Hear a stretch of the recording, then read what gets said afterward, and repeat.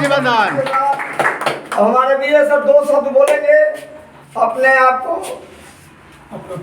अपना परिचय देंगे। हमारे अग्रणी कन्हैया राजकुमार जी, बैजनाथ सर, कांता सर, ये हमारे अपलाइन हुए। इन लोगों के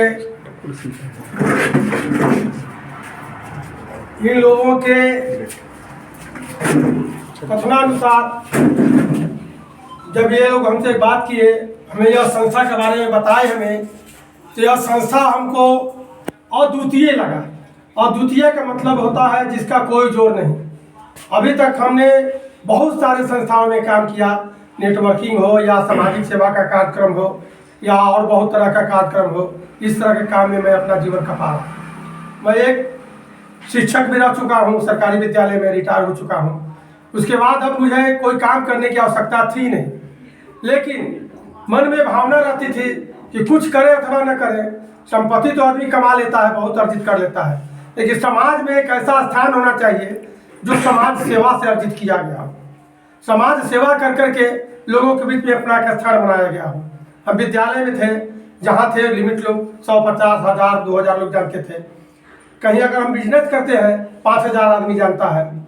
लेकिन जब हम समाज सेवा से जुड़ते हैं तो लाखों करोड़ों के मार्फत से जाते जाते यह जीवन जो है कि नहीं अमर हो जाता है। और समाज सेवा का मूल भावना भी यही है। अगर सच्चे दिल से समाज सेवा किया जाए तो इससे बढ़ के दुनिया में और कोई कृति हमारे समझ से नहीं है। रुपया कमाना, धरती पर आना, परिवार का सेवा करना, अपने हितजनों को सेवा करना, ये सभी करते हैं। लेकिन अपने परिवार से ऊपर उठ करके अगर हम कल्याण की बात करते हैं तो इस भारत की धरती पर एक नाम सबसे पहला नाम आता है टाटा रतन जी का, जिनके नाम से आज कैंसर हॉस्पिटल बॉम्बे में चलता है, जो पूरे भारत में नंबर 1 पर है। और अपनी कमाई का, टाटा रतन जी के बारे में आप लोग जानते होंगे, टाटा जी के नाम से पूरा बहुत सारे चीज़ चलता है। टाटा नमक भी खाते हैं, टाटा का लोहा भी होता है, और टाटा का हॉस्पिटल भी चलता है, टाटा का हवाई जहाज भी चलता है, एयरलाइंस भी।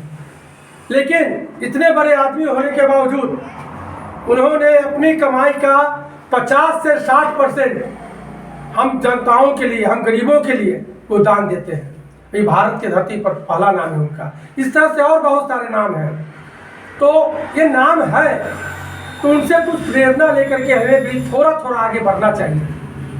संयोग है, सौभाग्य है हम लोगों का कि एक ऐसा संस्था, एक ऐसा ट्रस्ट हमको मिला जो हम लोगों को अपनी सपना को, अपनी समाज सेवा को पूरा करने का एक मंच दिया।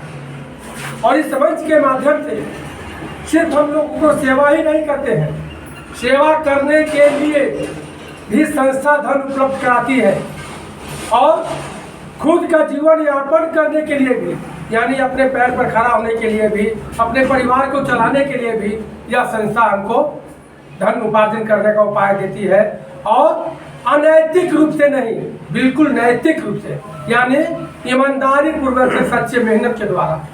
अब हम लाख कोई कैसा मंच भी दे दे, अगर हमारे मन में खोट रहेगा तो हम तो अपने खुद बदनाम होंगे ही, संस्था को भी बदनाम कर सकते हैं। ये हमारे ऊपर डिपेंड करता है कि हमारा करनी धरनी क्या है। लेकिन जब हमें संस्था मौका दे रही है कि बिना चोरी के, बिना बेईमानी के, बिना झूठ बोले अगर हम बहुत पैसा कमा सकते हैं और उस पैसे से समाज सेवा भी कर सकते हैं, परिवार भी चला सकते हैं, तो इससे बड़ा सौभाग्य और नहीं हो सकता है। हमारा मुख्य जीवन में उद्देश्य क्या होता है? अपना परिवार चलाना, सुख शांति अर्जित करना। सुख कब मिलता है? जब हम अगर गलत ढंग से कोई काम करते हैं, गलत ढंग से रुपया कमाते हैं। क्षणिक सुख मिल सकता है हमको, तुरंत देखने के लिए दुख सुख मिल सकता है, लेकिन जिंदगी भर जो शारीरिक सुख मिलना चाहिए वो हमको संतोष जब तक अंदर दिल में नहीं आएगा तब तक हमें आत्मिक सुख नहीं मिलेगा। तो यह संस्था एक ऐसा मंच है, यह ऐसा मंच संस्था प्रदान किया है कि आप अपने मन के मुताबिक जैसा रास्ता अपनाना चाहे वैसा रास्ता अपना सकते हैं। आप जितने उच्च कोटि पर, जितने शिखर पर पहुंचना चाहते हैं पहुंच सकते हैं, बशर्ते आपका मन जो है कि नहीं सच्चे दिल से इसे लगा रहे, और लंद फंद झूठ सच बोल करके नहीं। हाँ, गलतियां होती है हर आदमी से। हम मनुष्य जो है गलतियों का पुतला है। कोई भी इंसान कहे कि हम गलती नहीं करेंगे, ऐसा संभव नहीं है। लेकिन गलती कर करके समझ लेना, सुधार लेना, यही सबसे बड़ी चीज़ है।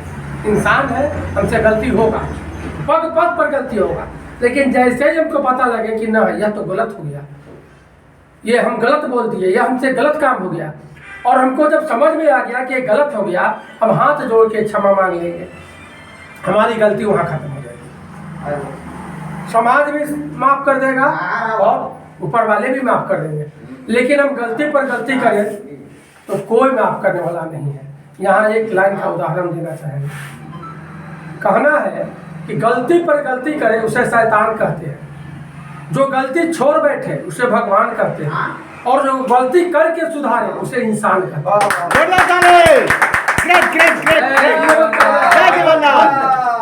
जीवन का यह सार्थक मंत्र है, और ये 3 लाइन अगर हम अपना लिए तो हम भगवान के निकट पहुंच सकते हैं। भगवान तो नहीं बन सकते, भगवान के निकट में, उनके सानिध्य में हम पहुंच सकते हैं। और यह मंत्र हमको हर जगह पहुंचाने के लिए, हमको लगता है कि इससे अच्छा मंच अब दूसरा मिलने वाला जय जीवनदान हो सकता है। इन्हीं प्रश्नों के साथ मैं अपना बहुत लोग हैं।